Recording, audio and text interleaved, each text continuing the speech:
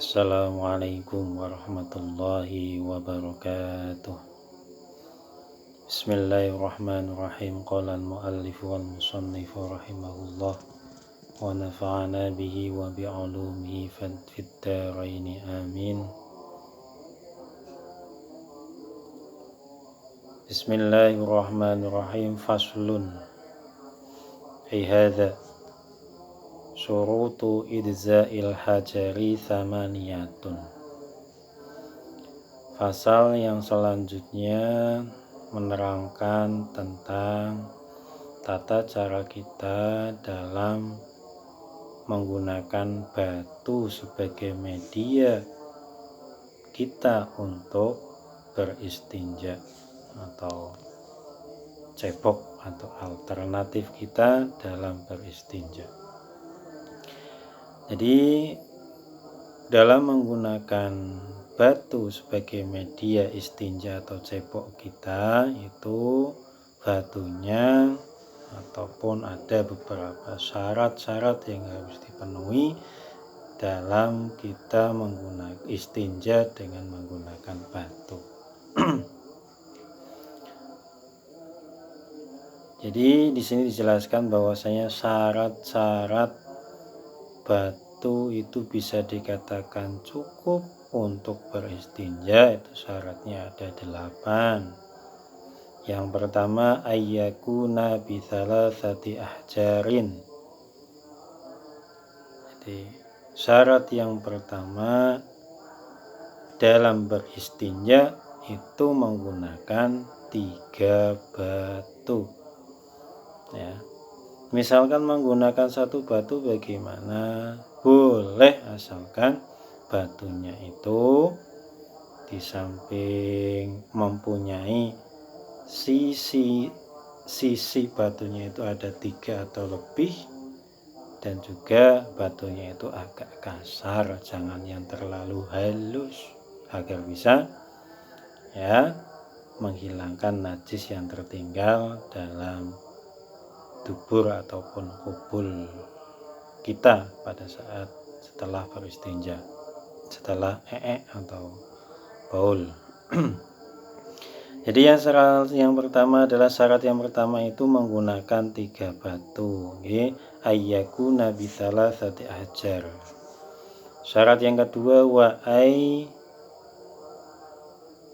wa yunqiyal mahal. Syarat yang kedua, batu tersebut itu bisa mensucikan atau membersihkan tempat yang terkena najis, bisa membersihkan tempat yang terkena najis, tempat keluarnya najis itu bisa dibersihkan.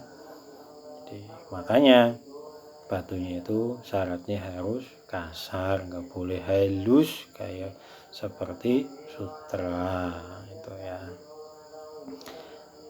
Syarat yang nomor 3, wa alla yajifan najas. Syarat yang nomor 3, najis tersebut tidak kering. Ya. Najis tersebut tidak kering. Ya. Najisnya ora bebelen kowe.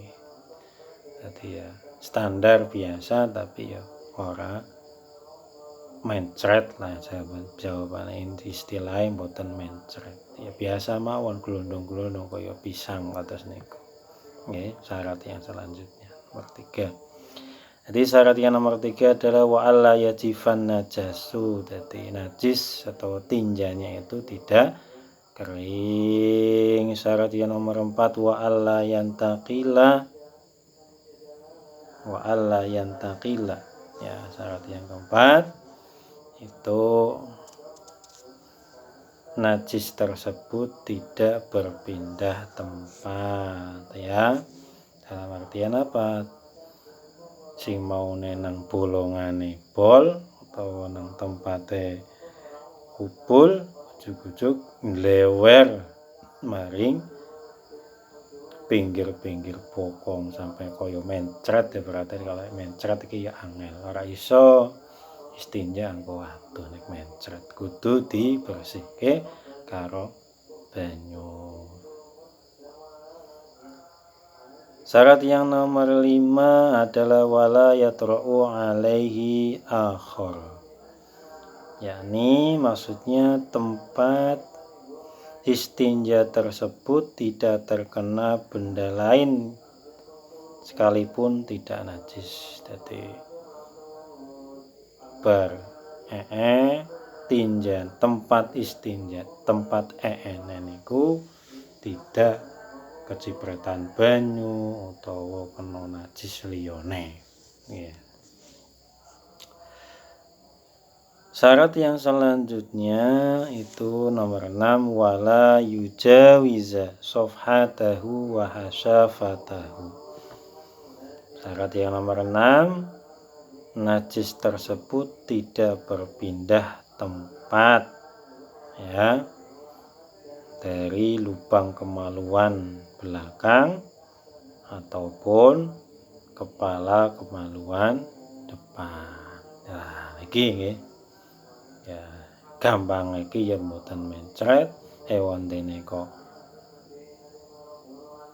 bol atau nguyuh niki kuwi mboten dlewer maring panggonan liya to.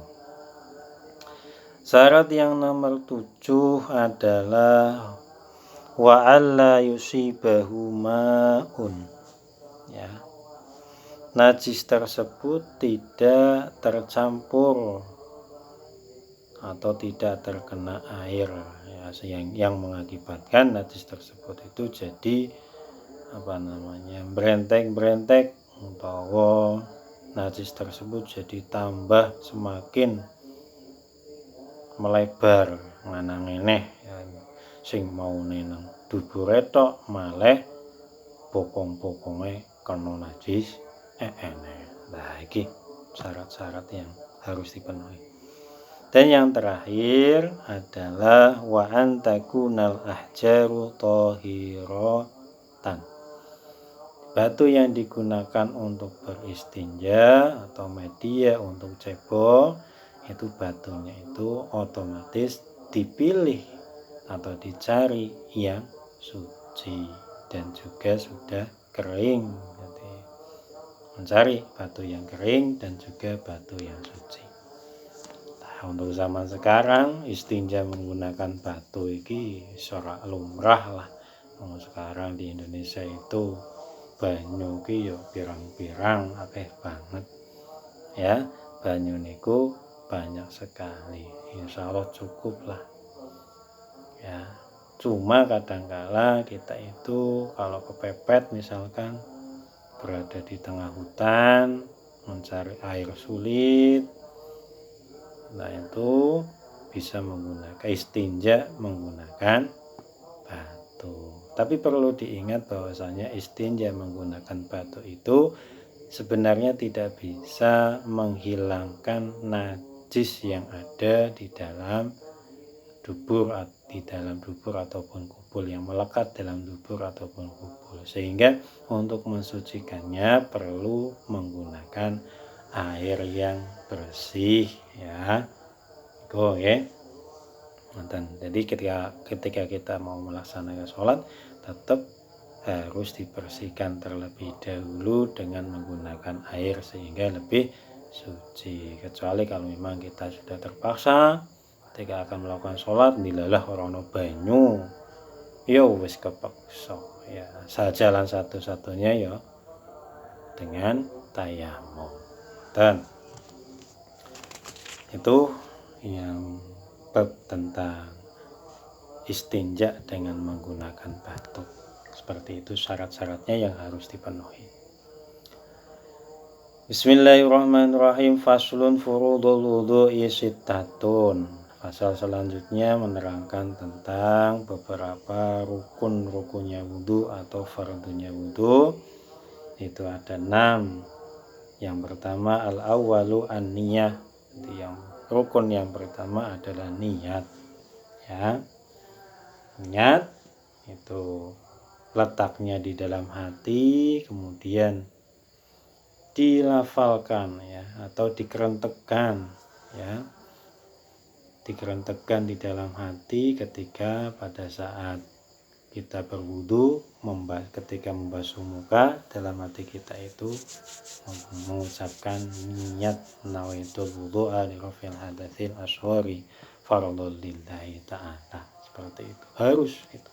Ketika membasuh muka, kita harus ada kerentek di dalam hati niat melaksanakan wudu. Kalau tidak ada kerenteknya berarti ya belum sah wudunya. Jadi harus lebih diperhatikan wudunya, harus hati-hati.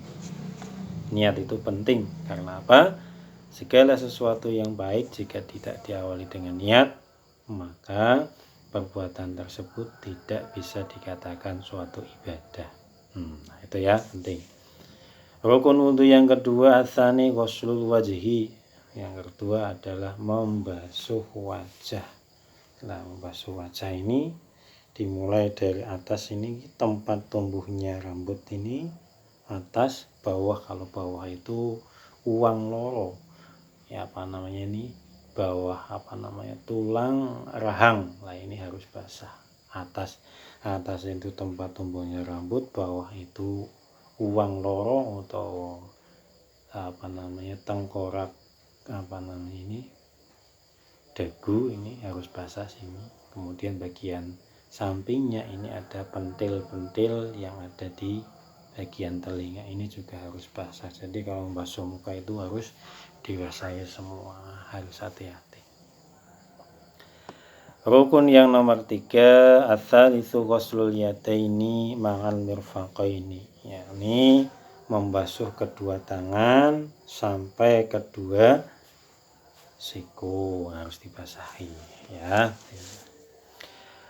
Rukun wudu yang nomor 4 ar-rabi'u mashu syai'in minar ra'si ya, mengusap sesuatu atau sebagian daripada kepala atau rambut ya. Misalkan botak ya sangat dioles wae ya, dioles wae cukup itu ya. Toh ya.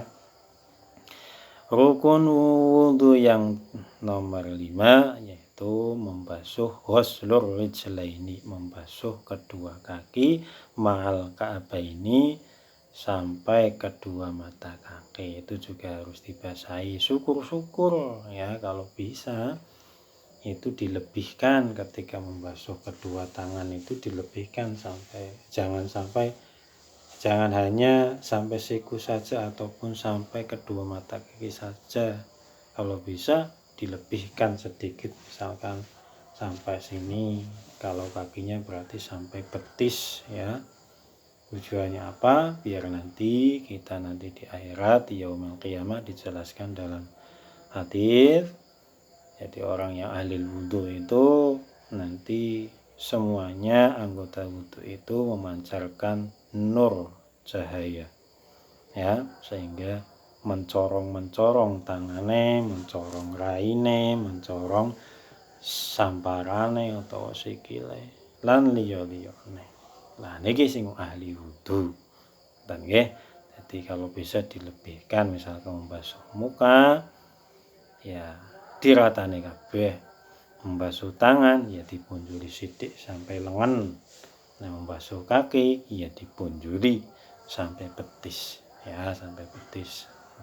Dan tujuane napa? Tujuane ben mencorong besok nang dina kiamat. Yang terakhir, rukun wudu yang terakhir as-sadisu at-tartib, yakni tertib, harus runtut. Rukun awal dari niat membasuh muka sampai membasuh kedua kaki itu harus secara runtut, tidak boleh ya diacak-acak. Wonten nggih, itu rukun-rukunnya wudu yang harus kita pahami dan juga harus kita perhatikan dalam membasuh bagian-bagian rukun wudu ini. Demikian. Untuk selanjutnya faslun an-niyatu qasdus syai'i muqtaronan bi fi'lihi. Jadi pasal yang menjelaskan tentang pengertian niat, Jadi yang dinamakan niat adalah qasdus syai', menyengaja melakukan sesuatu, muqtaronan bi fi'lihi, yang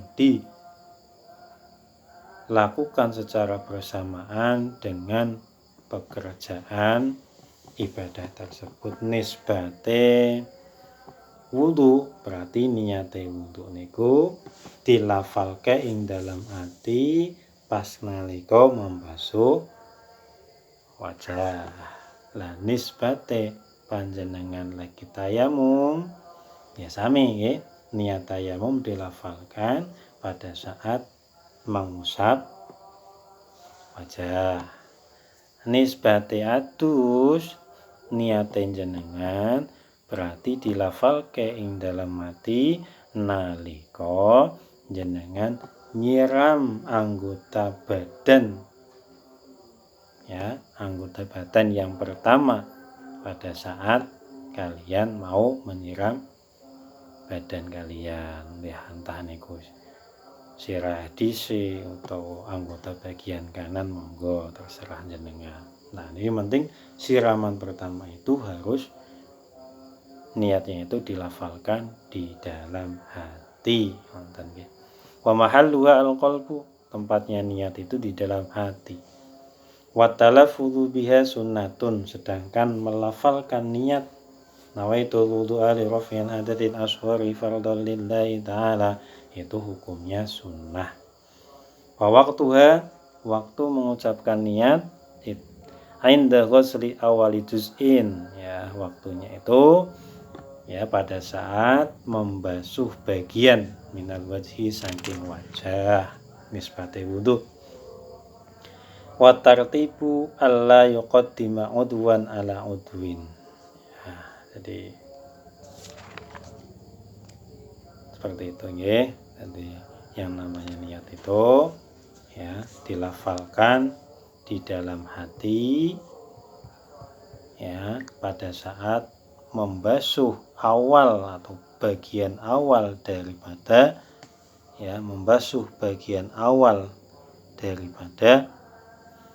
ibadah tersebut. Misalkan wudu berarti membasuh muka, misalkan mandi wajib berarti basuhan pertama ketika mandi. Jadi watartib alla yuqaddima udwan ala udwin, ya harus tertib urut-urut, tidak boleh mendahulukan anggota satu dengan anggota yang lain, dalam artian ya rukun siji, rukun sing pertama ya kudu dikerjakan dhisik, ora kena rukun awal dikerjakan bagian akhir utawa diwolak-walik, ora kena, ora sah wudune.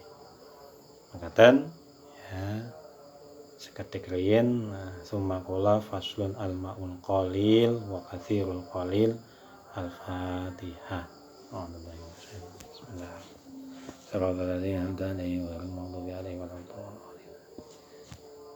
Assalamualaikum warahmatullahi wabarakatuh.